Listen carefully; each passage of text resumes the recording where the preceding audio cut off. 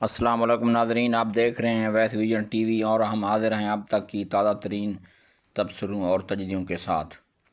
ناظرین، آج کا جو ہمارا تجزیہ ہے، تبصرہ ہے، وہ ہمارے معیشت کے متعلق ہے، جو ایک اہم خبر بھی ہے اور ایک تبصرہ بھی ہے، جس کے ساتھ ہمارے مستقبل کا ایک سنہری موقع جڑا ہوا ہے، جسے شاید آج صرف ایک ملاقات سمجھا جا رہا ہے، لیکن اصل میں یہ پاکستان کی ڈیجیٹل معیشت کا ایک نیا دروازہ کھول سکتا ہے۔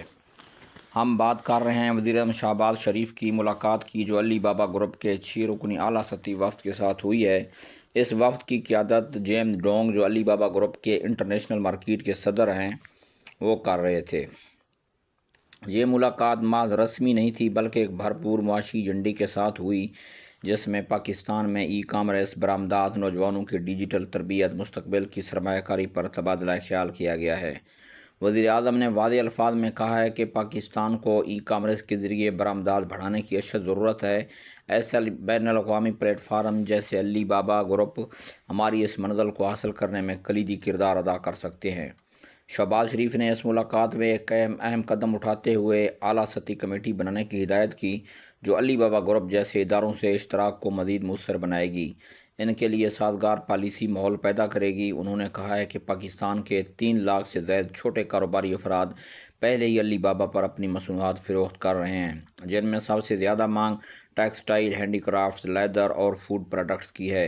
اس موقع پر پاکستان کے کاروباری برادری کی بھی جیم ڈونگ نے تعریف کی اور کہا ہے کہ پاکستانی مصنوعات کی بین الاقوامی مارکیٹ میں بہت زیادہ گنجائش ہے۔ انہوں نے نہ صرف مستقبل میں سرمایہ کاری کی خواہش ظاہر کی، بلکہ پاکستان کے نوجوانوں کو ڈیجیٹل ٹریننگ، لاجسٹک اور آن لائن مارکیٹنگ کے شعبے میں تربیت دینے کی پیشکش بھی کی ہے۔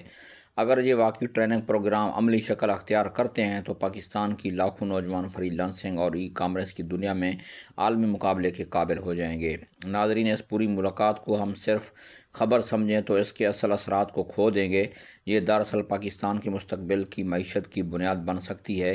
ہمیں یاد رکھنا چاہیے کہ سی پیک نے چین اور پاکستان کے تعلقات کو نہ صرف انفراسٹرکچر تک محدود نہیں رکھا، اب اس تعاون کو اگلے مرحلے میں لے جا رہے ہیں، ڈیجیٹل اکانومی اور سرمایہ کاری کے تبادلے کی طرف۔ سی پیک کی معاشی راہداری اب علی بابا جیسے ٹیکنالوجی پارٹنر کے ساتھ مل کر ڈیجیٹل راہداری میں بدل سکتی ہے۔ پاکستان کے لیے یہ موقع ہے وہ صرف صارف نہ رہے بلکہ پروڈیوسر بھی بنے، یعنی ہم صرف بیرونی مصنوعات استعمال نہ کریں بلکہ اپنے مقامی پیداوار کو عالمی مارکیٹ میں متعارف کرائیں۔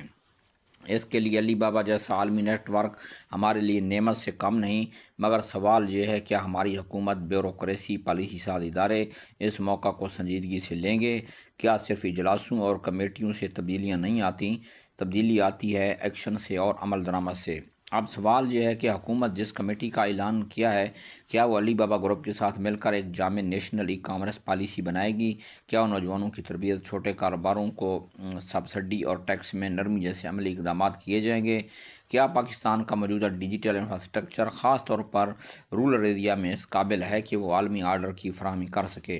اگر ان سوالات کا جواب ہاں میں ہوں تو کوئی شک نہیں، پاکستان جنوبی ایشیا میں ایک مضبوط ای کامرس ہب بن سکتا ہے۔ جیم ڈومز کی طرف سے یہ کہنا کہ علی بابا پر پہلے ہی 3 لاکھ پاکستانی مصنوعات موجود ہیں، خود اس بات کا ثبوت ہے کہ ہمارے لوگوں میں صلاحیت ہے، ضرورت صرف رہنمائی، سپورٹ اور موقع کی ہے۔ وزیر اعظم کی جانب سے ای کامرس کی برآمدات میں اضافے کا ذریعہ قرار دینا اس ویژن کی نشاندہی کرتا ہے۔ حکومت کم از کم پالیسی سطح پر اس شعبے کو سنجیدگی سے لے رہی ہے۔ آخر میں ہم صرف یہ دعا کر سکتے ہیں کہ یہ ملاقات روایتی فوٹو سیشن تک محدود نہ رہے۔ اگر واقعی جیم ڈونگ کی پیشکش کو پالیسی میں بدلا گیا، اگر تربیت، لاجسٹک اور مارکیٹ ایکسس جیسے وعدے پورے ہوئے، تو پاکستان کا نوجوان طبقہ ایک نئے ڈیجیٹل انقلاب کا آغاز کر سکتا ہے۔ اللہ کرے یہ انقلاب صرف انٹرنیٹ کی سکرین پر نہ ہو بلکہ ہمارے گاؤں، شہروں، کاروباری مراکز میں حقیقت بن کر ابھرے۔ یہی پاکستان کا مستقبل ہے، یہی ہماری معاشی بقا ہے۔ اللہ پاکستان کا حامی و ناصر ہو۔ اگر ویڈیو پسند آئی ہو تو لائک اور سبسکرائب ضرور کریں۔ اللہ حافظ۔